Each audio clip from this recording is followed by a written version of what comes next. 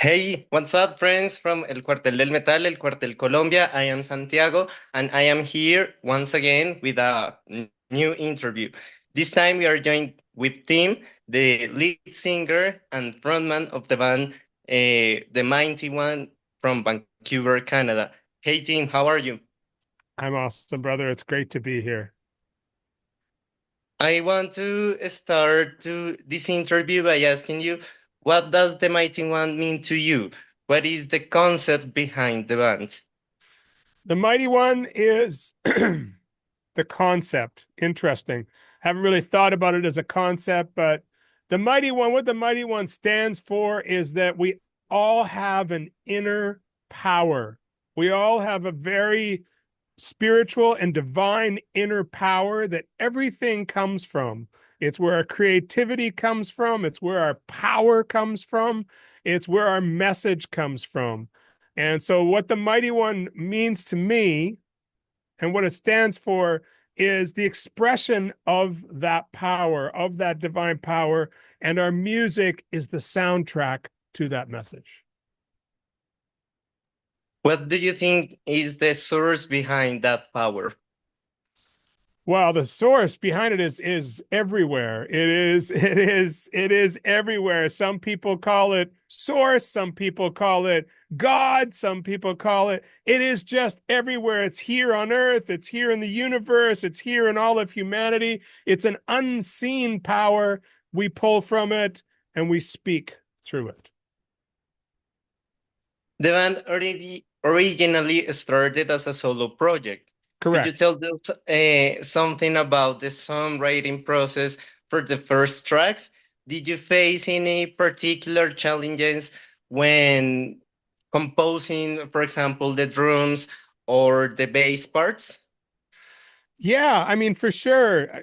I did obviously, I programmed a lot of stuff, and I mean, I guess that's really where the Mighty One came from. It was just me. So I was the Mighty One, right?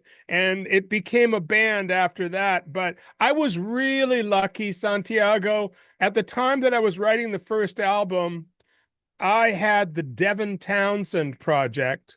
Do you know who Devin Townsend is? I'm sure you do. And I had them here rehearsing and recording their first album here in the studio. So Devin actually he produced the first single, which was a song called Reprieved, which I've also released in Spanish. It's called Absuelto. He produced that first track. As he started to do that, the band stepped in, and so the Devin Townsend band became my band for that first album. So I was really lucky in that way. Actually, I want to talk with you with the Spanish version of the song Reprieve, Absuelto, Yes, because, for example, uh, that was a big debut here in Colombia, and actually that song reached the top 100 hard rock songs here in the country. So correct. I want to ask you, uh, what inspired you to record a version, the yeah, a Spanish version of this song? Sure. I mean, I work in music production and concert and live event production. And while I was doing that, doing some concerts at our local arena, I made friends with a Colombian guy. His name was Valderrama, I'm sorry, Gustavo Valderrama. I'm sure you know him, Santiago. Anyways, he and I made friends. I had sort of put the Mighty One up on a shelf at that point. That was in 2014. And Gustavo said to me, once I showed him the music and everything, he's like, "Oh my God, why are you not doing something with this music?" And I said, "Well, I just don't know where to go because I'd had a management deal that fell apart. All sorts of people died. All sorts of bad things were happening. I'm like, whoa, maybe I'm supposed to step away from this." Gustavo said, "You know what? Why don't you consider singing a song in Spanish and I will take it to Colombia?" He says, and I have some friends at Radionica. I think they're going to love it. And so he helped me produce a Spanish version of Reprieve, which became Absuelto, and things just took off from there. And how did you feel to come to Colombia? Well, I mean, I'm very excited. I mean, we've been working on this. Obviously, that started, almost 10 years ago or over 10 years ago, we started that project. And now I've been really working hard to develop an audience in Colombia. Thank you to the people at Radionica for making that happen, and my friend Gustavo. But now we're finally coming. We're coming there on July 4th, and we're going to do a beautiful tour with Obús. So this is a celebration of almost a decade of work to build an audience in Colombia. And now we're going to come and celebrate with you. Have you worked on other projects with Gustavo, different from this song? Yeah, we've worked on some of his stuff, and I've had a few solo projects that he's helped me with. We still work very closely. As a matter of fact, Gustavo is the tour manager for this tour. And how do you feel to play and share a tour with a band like Obús? What a massive, massive honor. I mean, I have to say, I wasn't aware of Obús until we got the invitation, but the deeper that I reach into their catalog and into their legacy, the more I realize what an incredible opportunity and an honor it is to come down there to open for this legendary Spanish metal band. The MightYone currently have 3 studio albums: Shift from 2012, the MightYone from 2020, and Torch of Rock and Roll from 2021. What are the main differences between these albums? How has the band evolved with each release? Sure. Well, the one that got re-released in 2020, which was our European edition, so that was released when we joined with a record company out of Germany. So we re-released our first album from 2007 and put on a couple of extra songs. So that was the debut. That's the one with the Devin Townsend band on it. Shift was the second record. Again, I was studying Mayan culture. I was coming down to Mexico a lot, and I was going to the ruins. I was researching 2012 prophecy and the religion of the Maya. And so that brought a very spiritual aspect to that record. And Torch of Rock and Roll was written during the pandemic. We produced that during the pandemic. So we had 2 years right here in the studio to really take our time, get the right sounds, get the right performances. And so Torch of Rock and Roll is really my legacy album, because it is my past, my present, and my future. Some of the songs that are on there were songs that I wrote when I was still in the deal with Paul Stanley from Kiss. And how does it feel to have this kind of relationships?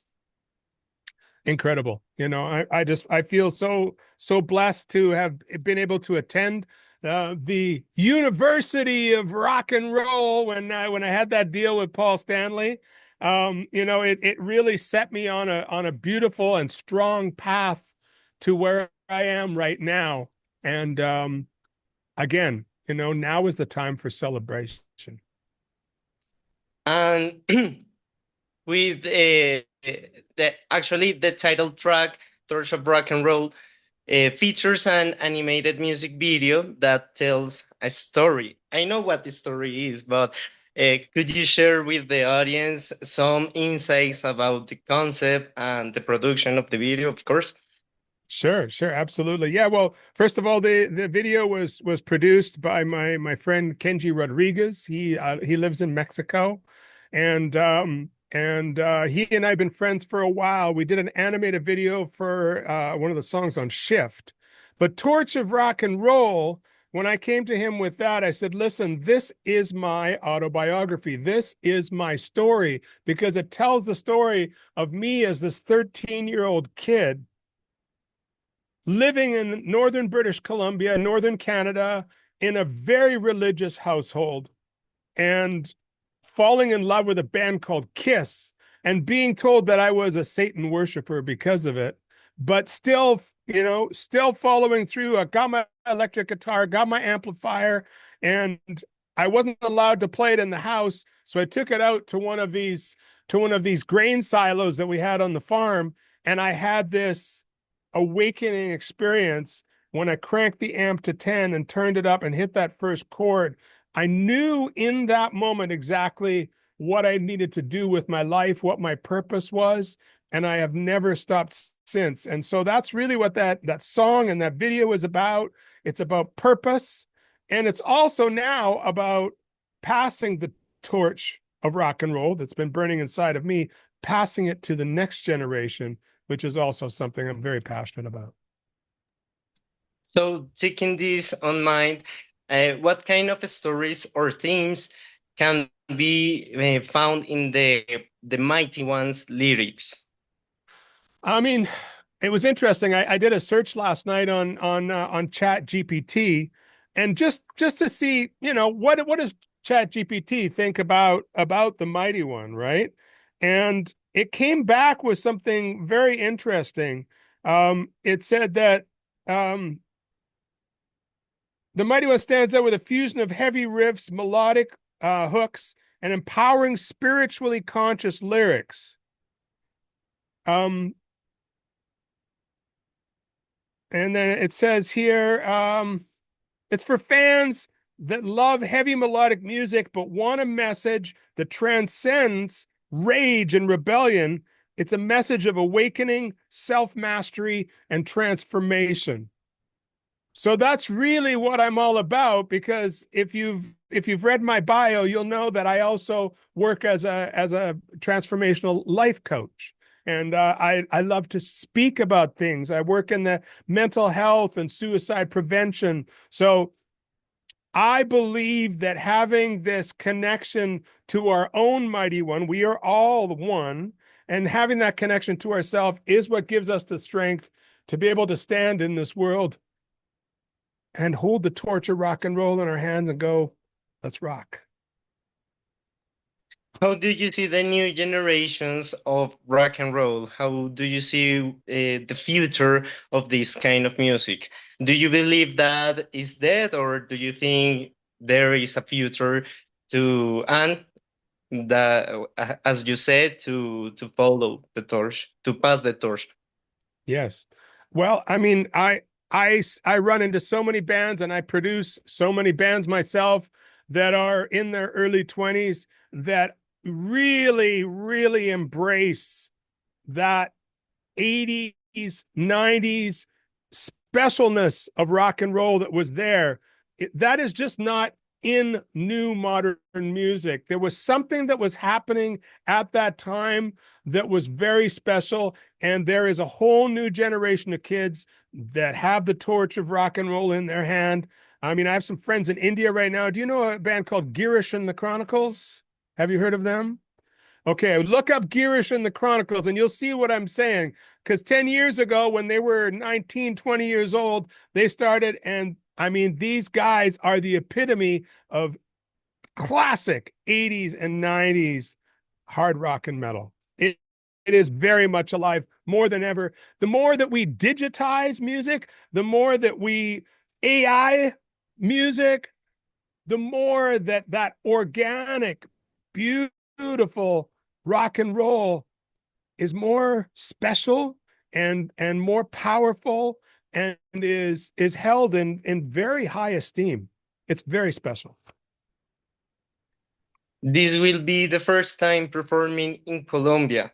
What are your expectations about that? Do you want to see young faces, and of course, I don't want to sound rude, but older faces? Yeah, Yeah. yeah, yeah, yeah. No, totally. I mean, I know I'm going to see both. I'm going to see both because, again, very much as we're talking here about how the torch is being passed to the next generation, that generation also really looks up to bands like Obús because they're the ones who started the story. They're the ones who wrote the story. So there will be some young faces. There will be some old faces. There will be some in between. I know that the Colombian people, the rock and rollers, are freaking crazy. You guys are totally crazy. So I'm looking forward to that craziness. I'm looking forward to really connecting on a deep heart level. And I'm also looking forward to having some aguardiente. Aguardiente. Cheers. Cheers, brother. Are you familiar with any Colombian bands? Yeah, I mean, I have there's quite a few. The one that sticks out to me right now that I've been learning some of their music is Kraken. Kraken is, for me, is right at the very, very, very, very top. And so we're learning some Kraken songs right now. As a matter of fact, secret, we're talking about doing a Kraken cover on our next album. Oh, wow, that's amazing. That's a big spoiler, but I'm not going to say anything. And I actually last year you released the first like issue of a comic book series titled Torch of Rock and Roll. Could you tell us something about this project? What a comic? Why a comic? Sure. Well, I mean, again, this came from the song, came from the music video.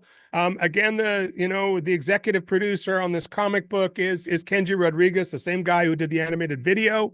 And so I said, I really want to do a comic book series on this story. So this is the first chapter. This first comic book, this first edition is the first chapter. It tells a story. But now we move more into the story is moving in more into a fantasy phase where the MightyOne is my alter ego. It is my guiding force, which is true, but it is now an entity. And now we're going to go on and we're going to have some adventures. And we're basically, what we're doing is in the comic book, the concept is to resist the digitization of the human soul. Can we found this comic or will be the comic book available as part of the band's merchandising on this tour? It will be. It will be. Absolutely. And what kind of merchandise will be you bringing us to on the tour? Sure. Well, I'm definitely going to be bringing some CDs, some discography. We'll have some stickers. We'll have some pics. Obviously we're traveling from Canada, so there's only so many things that we can bring. But right now, I'm actually working on getting some merchandise made down there. So we'll have a few mementos. Well, team, thank you so much for sharing this time with us, sharing this interview. And yeah, finally, could you send a greeting or an invitation to all the fans to come to see you, Obús and the MightyOne, in your Colombian tour? Absolutely, I can do that. Hola, parceros! It's Tim Steinruck here from the MightyOne in Vancouver, Canada, and I'm inviting you to come out to our shows in Colombia. We're playing a number of different cities, and we want to meet you. We are opening for the legendary band Obús, and we are looking forward to rocking with you. Feel the fire, keep it burning, torch of rock and roll. Que chimba! ¡Qué chimba! Well, team, thank you so much, and we hope to see you soon at the concert here in Bogotá. All right. Look forward to meeting you, Santiago. Thank you. Thank you so much, Thank you, team. Francisco. Rock and roll.